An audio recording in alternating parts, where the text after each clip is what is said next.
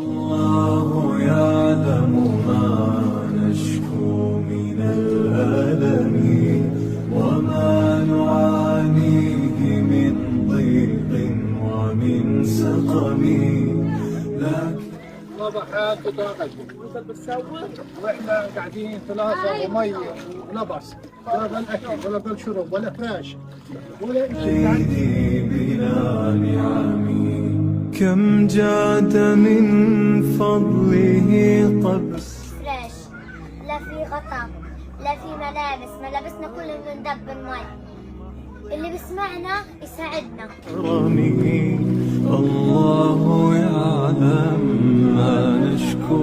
احنا مضطرين نعبي رمل عشان المي ما تخشش، ايش بدي اسوي؟